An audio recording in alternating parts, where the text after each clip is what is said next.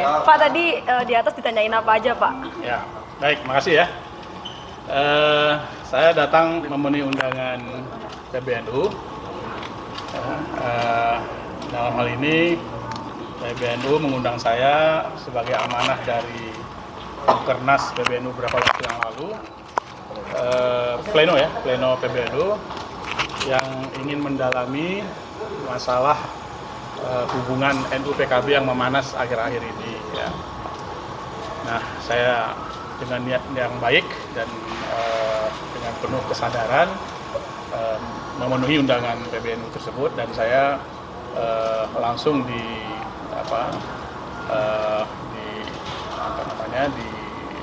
forum itu dipimpin oleh Pak Kiai Amin Said Husni sebagai Wakil Ketua Umum PBNU yang diberikan mandat memang oleh pleno untuk memperdalam ini bersama ada timnya juga ya. Tadi ada Pak Ihsan Abdullah, ada Pak Umar Syah, dan ada Pak Sulaiman Tanjung. Kemudian bergabung juga Pak Imron ya, Pak Imron. Pada dasarnya memang keinginan kuat dari PBNU untuk mengetahui sebenarnya substansi dari persoalan NU dan PKB ini apa sih ya, sehingga kemudian semenjak beberapa tahun terakhir ini, semenjak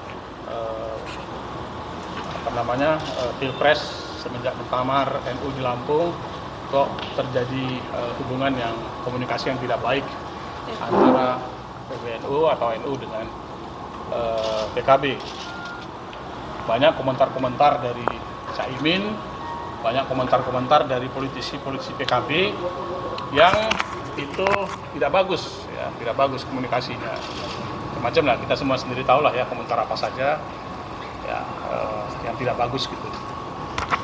Nah, saya menjelaskan bahwa memang secara sistematik ya, ada problem yang sangat mendasar.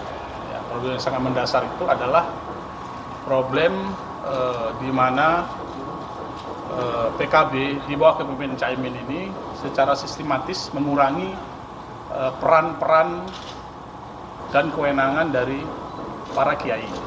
Ya. Bahkan formalnya Muktamar Bali itu menghilangkan sebagian besar kewenangan dari Dewan Suro. Ya. Kalau dulu PKB itu mandatori dari Muktamar itu adalah Dewan Suro. Kemudian Dewan Suro lah yang kemudian memberikan persetujuan kalau ingin mengangkat ketua umum siapa, si A, si B, atau si C gitu ya. Tapi semenjak Muktamar di Bali itu sebagian besar kewenangan Dewan Suro itu dihapus di dalam anggaran dasar anggaran rumah tangga, sehingga kita tidak melihat lagi peran Dewan Suro itu ya. Dan itu di semua tingkatan, bukan saja di tingkat DPP, tapi juga di tingkat DPW dan tingkat DPC ya. Kalau dulu itu Dewan Suro itu ikut menandatangani surat-surat keputusan. Kalau sekarang itu tidak ada lagi ya, Dewan Suro tidak lagi menandatangani surat-surat keputusan. Dewan Suro tidak lagi memberikan keputusan terhadap hal-hal strategis di partai. Ya.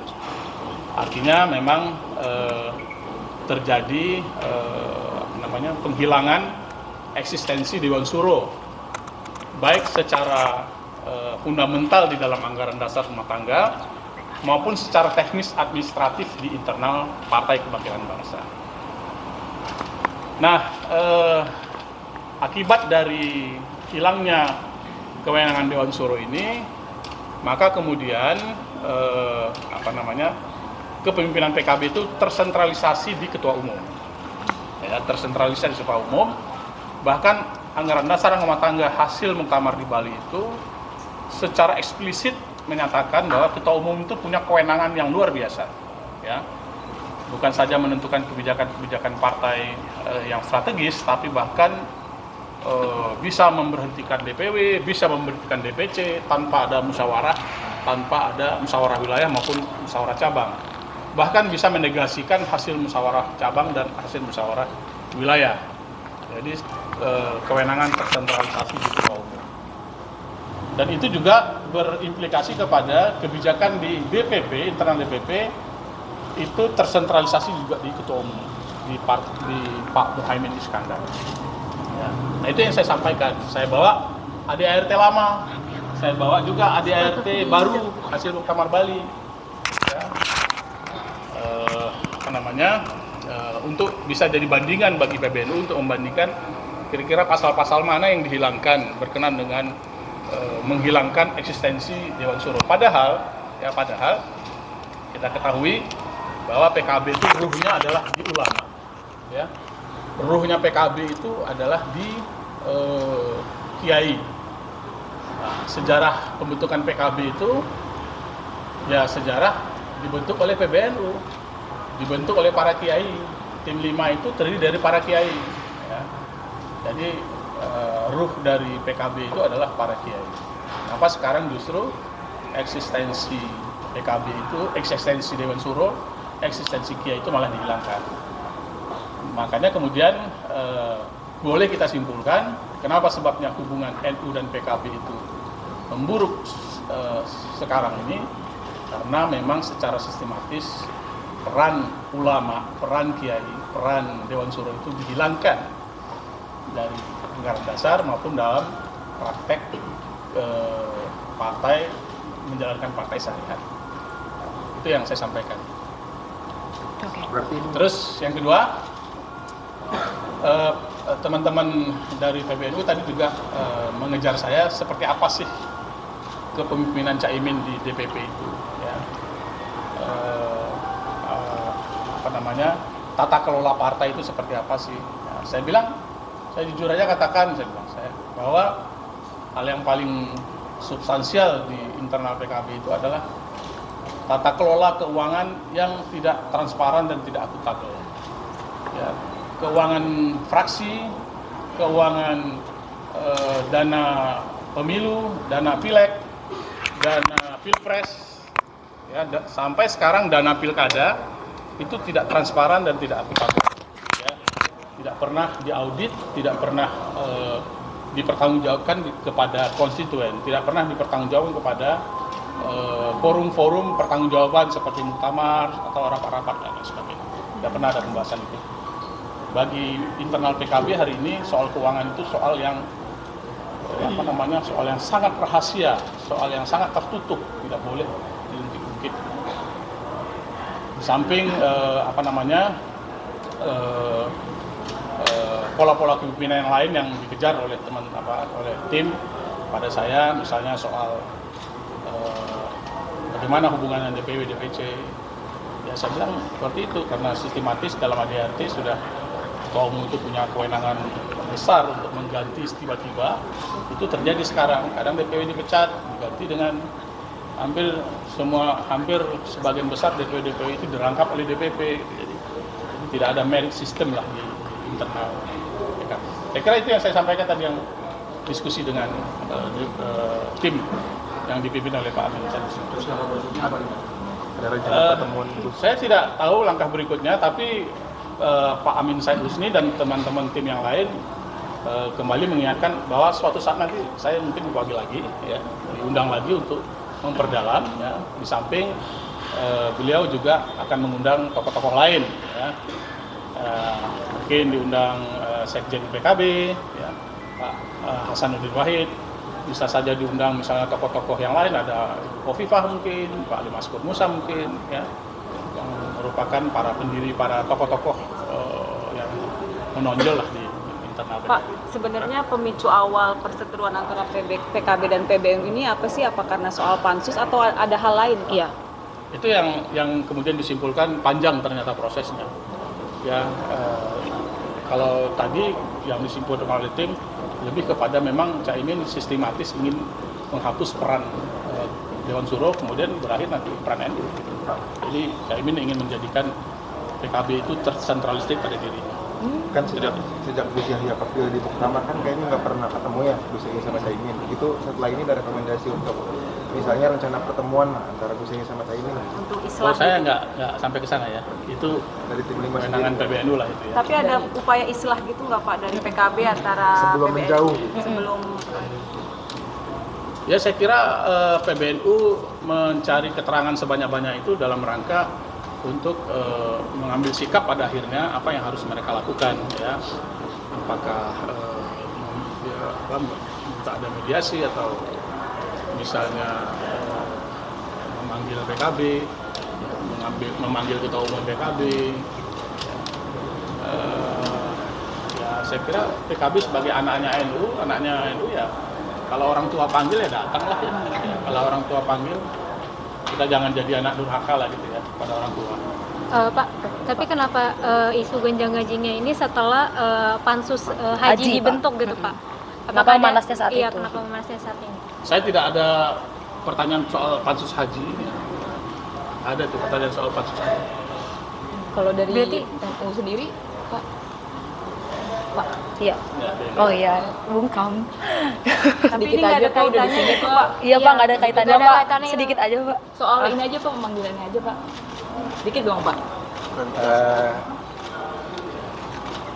Pak Lukman diundang bukan dipanggil untuk diminta keterangan sejumlah pengalaman kerjasama di PKB dan beliau pernah menjadi sekjen PKB dan diharapkan bisa mengumpulkan keterangan-keterangan yang lengkap untuk memperkaya data-data yang Kamera, Pak. dimiliki oleh tim. Mungkin dari saya secara teknis itu saja dari LTPP. Nanti akan ada yang dipanggil lagi Pak dari PKB. Sangat mungkin terbuka peluang untuk undangan terhadap beberapa tokoh yang dinilai oleh tim dapat memperkaya dan menambah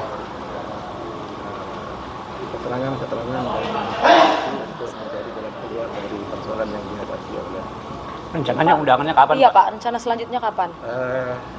itu sangat teknis, mungkin nanti kita akan ada update dari pihak tim untuk menyampaikan kapan kira-kira dijadwalkan kembali pemanggilan semula undangan terhadap sejumlah nama yang sudah mungkin ada dikantongi oleh tim. Pak, Oke, dari saya itu saja. muncul wacana muktamar luar biasa Dari nih Pak. saya itu saja. Iya Pak. Iya, Pak. Jadi ngambil alih PKB yang tadi muktamar. Pak Lukman dari tahun berapa ke berapa jadi sekjen PKB? Oh ya, saya 7 tahun jadi sekjen PKB. Maaf ya. 2005, 2007, kemudian 2009 sampai 2014. Jadi sekjen terlama ya saya di PKB. Kalau yang lain ada yang 2,5 tahun, ada yang 5 tahun. Saya 7 tahun mendampingi Caimin.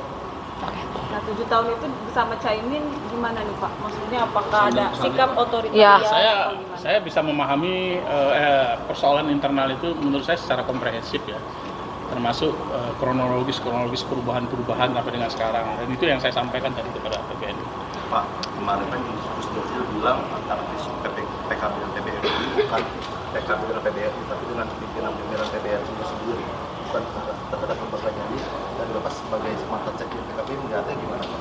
Apakah emang terhadap pimpinannya atau terhadap lembaga PBNU? Tadi saya masih ingatkan ya, dokumen-dokumennya saya serahkan kepada PBNU tentang sejarah PKB, ya, bagaimana PKB itu terbentuk oleh secara resmi oleh PBNU, kemudian bagaimana PKB itu keputusannya oleh PBNU itu adalah keputusan formal.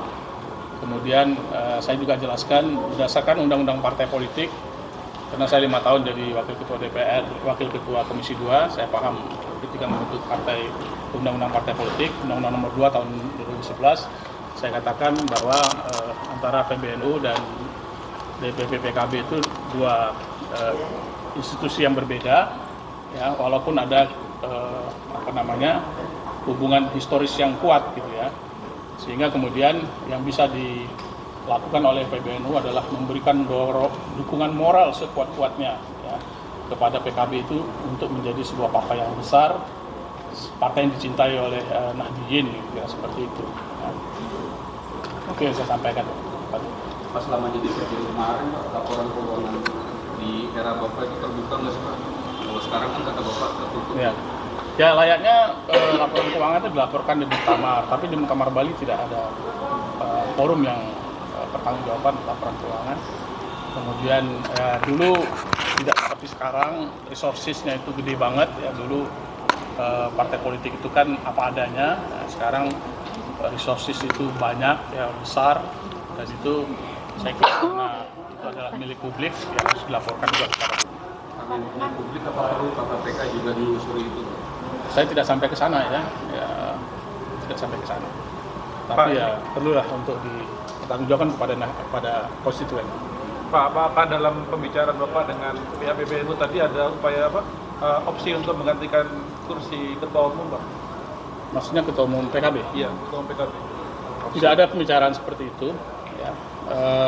Cuma saya katakan bahwa DPW DPC itu sekarang sedang memantau perkembangan DPP seperti apa, memantau perkembangan PBNU seperti apa, sampai pada saatnya nanti DPW DPC pasti bersikap. Ya. Kepemimpinan PKB itu apakah perlu dipertahankan atau diganti. Tapi saya katakan kepada PBNU tadi, kepada tim, bahwa Caimin ini terlalu lama memimpin, sudah 19 tahun, hampir 20 tahun memimpin PKB. Berarti ada opsi untuk muktamar luar biasa PKB gitu pada antara DPW dan DPC, PKB tandingan. Kalau muktamar luar biasa PKB tidak ada ya, karena di ADART Bali itu menghapus muktamar luar biasa. Jadi yang ada hanya muktamar biasa aja lagi. Jadi banyak yang dihapus di ADART Muktamar Bali itu, muktamar luar biasa dihapus, kewenangan Dewan Suro dihapus, banyak yang dihapus. Itu upaya untuk menanggapi kekuasaan Caimin gitu ya? Tadi sepertinya disimpulkan seperti itu. Jadi upaya-upaya sistematis seperti itu mengatur regulasi, mengatur payung-payung hukumnya dalam rangka untuk sentralistik kepemimpinan Caimin. Pak, apakah tadi pembicaraan di atas juga dibahas soal konflik tahun 2008 lalu, khususnya saat momen Gus Dur Raisa dari PKB? Oh ya, saya diminta penjelasan ya, terutama oleh Pak Ihsan Abdullah seperti apa sebenarnya ada dualisme Muktamar pada saat itu Ancol versus Parung, dan apa yang terjadi ya saya jelaskan apa adanya. Ya. Sudah semua? Gimana penjelasan itu? Ya sama seperti yang ada ya, bahwa terjadi dua muktamar ya. Kemudian kami waktu itu dipecat oleh Gus Dur, saya bilang ya saya sebagai sekjen dipecat, kemudian beberapa ketua DPP yang lain juga dipecat oleh Gus Dur. Tapi kemudian fungsionaris aktivis PKI waktu itu bersepakat kita mau dipecat berapa kali oleh Gus Dur kita terima ya, karena Gus Dur adalah guru kita. Namanya guru ya, kapan dipecat ya kita terima. Tapi karena jangan sampai Caimin yang dipecat, kata kita. Pada kesepakatan pada situ, kalau sampai Caimin dipecat maka kita melakukan perlawanan. Ya, karena apa? Kita menilai situasi pada saat itu Caimin adalah satu-satunya tokoh NU ideologis yang bisa mengamankan aspek ideologis di PKB. Kalau sampai PKB itu dipimpin oleh orang luar yang tidak memahami ideologisasi PKB, ideologisasi NU, maka nilai-nilainya itu bisa tercerabut dari perjuangan PKB. Ya, kira-kira seperti itu. Pak, tadi dibilang DPC sama DPW lagi memantau DPP kan? Maksudnya DPC sama DPW mana aja nih Pak? DPC dan DPW PKB. Semuanya? Semua se-Indonesia. Seluruh Lagi Indonesia. memantau perkembangan. Oh, oke. Siap. Karena rencana bikin PKB perjuangan tuh. Ya? PBNU bikin organisasi baru gitu Pak? Iya, Pak. Obrolan itu nggak, Pak? ditanyain Pak? Nggak ada. PBNU. Tidak ada obrolan itu. Nggak ada. Dapat info Tapi bocoran hasil Mukernas PKB kemarin Pak? Iya, Pak. Ada tanggapan nggak? Tidak ada juga pembicaraan soal itu. Berarti PBNU sampai hari ini belum dapat info soal hasil Mukernas Belum kemarin. dapat. Ya saya nggak tahu, mungkin juga PBNU dapat ya. Yang itu juga banyak beredar kan di media ya. Tapi hal itu sudah ditanyakan oleh teman-teman dari PBNU. Terus supaya biar Caimin nggak tersentralisasi lagi gimana nih Pak? Perlu diapain Pak? Ya ADART-nya harus dikembalikan kepada ruh PKB itu. Ya nggak bisa ADART seperti ini. Ini ADART yang lari dari spirit PKB. Ya, gitu. Masa PKB Dewan Suronya hanya dijadikan tukang doa. Terusnya seperti apa tuh Pak? Jelasnya harusnya seperti apa mengembalikan terus? Ya nanti kalau ada muktamar PKB kita revisi kembali ya ADART-nya misalnya gitu ya, sehingga kemudian Dewan Suro itu kembali mempunyai kewenangan yang sentral pengawal ideologi di internal PKB, tidak seperti sekarang. Pak, menyiapkan tokoh yang akan membuat melawan Caimin di muktamar nanti nggak sih? Ada orang dari PBNU? Oh, nggak ada pembicaraan itu. Nggak ada pembicaraan. Ya. Saya kira PBNU masih mengumpulkan sebanyak-banyaknya data ya. Sudah semua? Oke. Terima kasih, mantap. Makasih ya Pak Lukman, Bapak.